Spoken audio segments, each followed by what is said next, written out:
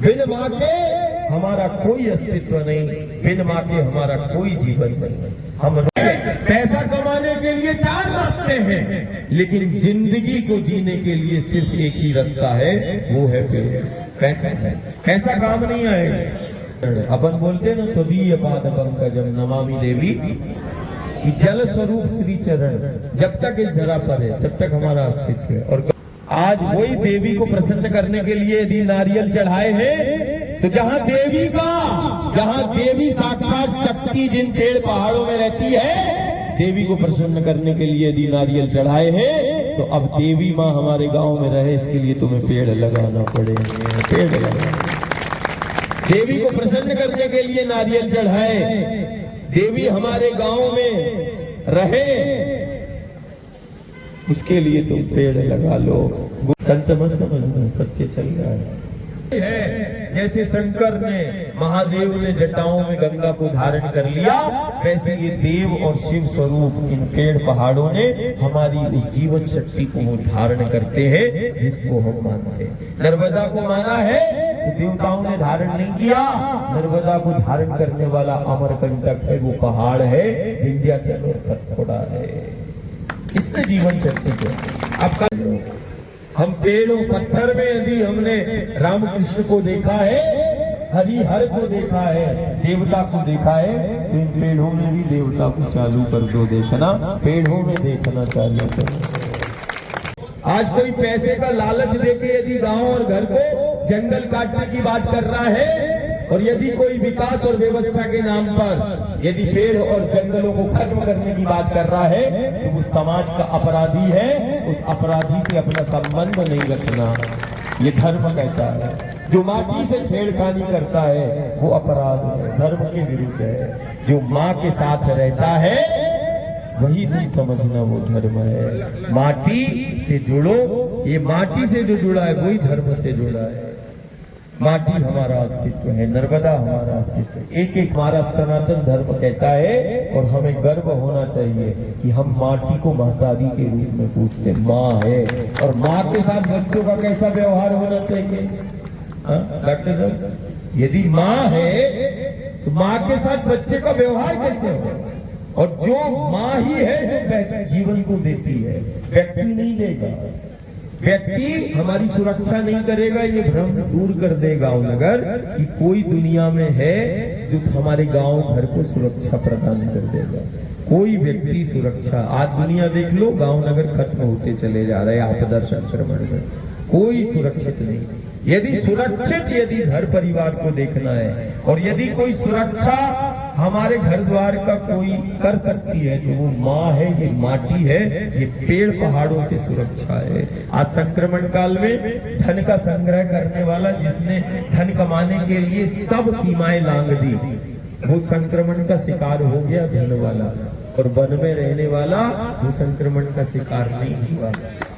धन का संग्रह करने वाला वो संक्रमण का शिकार हो गया, और वन में रहने वाला वो संक्रमण उसको छू भी नहीं पाया। अब देख लो, धन चाहिए कि वन चाहिए, ये हमें निश्चित करना पड़ेगा।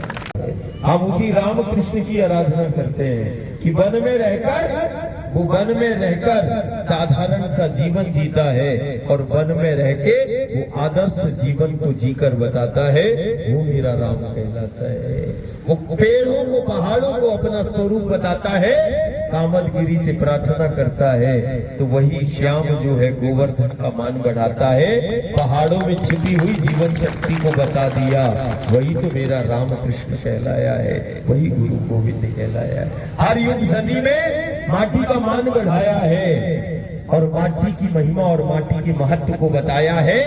माटी हमारा अस्तित्व है, ये सारे जगत को गुरु ने बताया, गोविंद ने बताया। माटी से हमारा अस्तित्व है, माटी हमारा अस्तित्व है। रोज कहते हैं कि हर एक के अंदर एक चाह होती है डॉक्टर साहब के, सबसे बेहतर जीवन जीने की चाह, सबसे बेहतर जीवन को बनाने की चाह, सबसे बेहतर समाज में काम करने की चाह, और सबसे बेहतर अपने घर परिवार को रखने की चाह, देखने की चाह, सबके अंदर है। भैया लोग भी यहाँ पर है ना?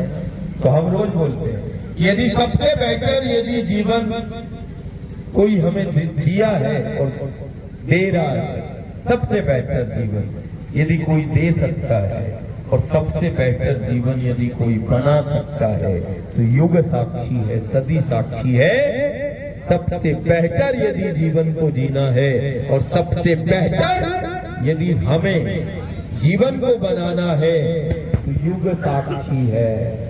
वो माँ के बिना संभव नहीं। माँ ही सबसे बेहतर जीवन देती है और माँ ही जो है सबसे बेहतर जीवन को बनाती है।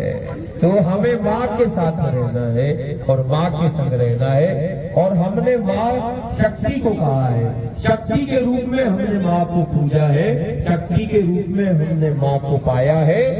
दुनिया में हम ही हैं जो धरती को, माटी को माँ कहते हैं। कहते कि नहीं? हाथ खड़ा कर। धरती को माँ कहने वाले कौन है? हाथ खड़ा कर। धरती को माँ कहने वाले हम हैं। हम उसी रामकृष्ण गुरु की आराधना करते हैं जो माखन लीला करता है, और माखन लीला करते करते मुख में मिट्टी को रखता है और माटी के कण में छिपी शक्ति को बताता है, और माटी के एक एक कण में छिपी उस जीवन शक्ति को बता दिया। इन पेड़ पहाड़ों में छिपी जीवन शक्ति को बताता है। वो मेरा परमात्मा और ईश्वर का स्वरूप कहलाता है, देवता कहलाता है। आज वक्त है कि हम उस माटी के लिए, ये माटी हमारा अस्तित्व है, नर्मदा हमारा अस्तित्व है। जो नर्मदा को मानता है, दुनिया में हम ही है जो धरती को, माटी को माँ कहते हैं। नदियों को माँ कहने वाले हम माँ हैं। दुनिया के लिए वो नदी है, वो नर्मदा है। हमारे लिए तो साक्षात वो भगवती है, साक्षात वो शक्ति है। माँ ने सिर्फ जीवन ही नहीं दिया, माँ ने पालन पोषण भी किया। और जीवन में यदि विघ्न बाधा और संकट आए तो वही माँ है जो विघ्न बाधा और संकट और संक्रमणों से बचाती है। वही तो मेरी माँ कहलाती है, वही माँ है। आज सबसे बड़ी सेवा हो जाएगी। ये नर्मदा तो करोड़ों को जीवन दे रही है। ये जो पर्वतमाला है विंध्याचल सतपुड़ा की पर्वत, और यहाँ के जो झरना झीरिये हैं और यहाँ के जो पहाड़ है, दुनिया के सबसे असाधारण पहाड़ है।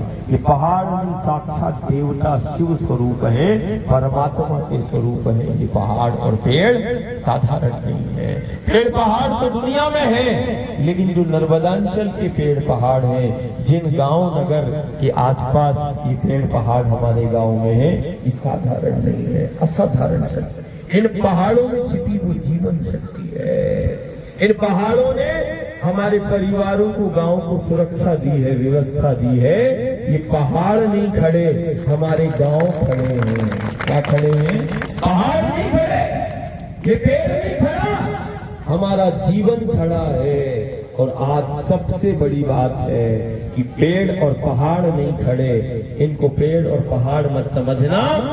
ये पेड़ और पहाड़ नहीं खड़े हैं, ये हमारा गांव खड़ा है, जीवन खड़ा है, हमारा अस्तित्व खड़ा है। इन पेड़ पहाड़ को बचाना दुनिया का सबसे बड़ा आज का एक धर्म है। अपनी माटी को हम कैसे बचा। मट्टी खत्म होती जा रही है, पत्थर ही पत्थर नजर आ रहे हैं। अब जिस गांव से निकल रहा हूँ, वो गांव से वो दो चीजों की प्रार्थना करता है।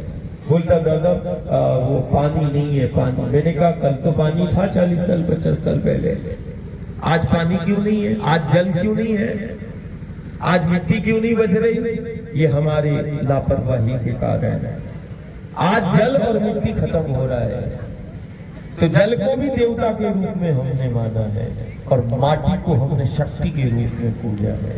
आज दोनों को हम पूजते। दुनिया में हम, मैंने कहा क्यों खत्म हो रहा है गाँव में जल? क्यों खत्म हो रहा है भाई? 40 साल पहले तो ऐसी स्थिति नहीं, बढ़िया झरना झीरिया कुंड ये सब होते थे। 2-2 फुट पे पानी आ जाता था कुंड में।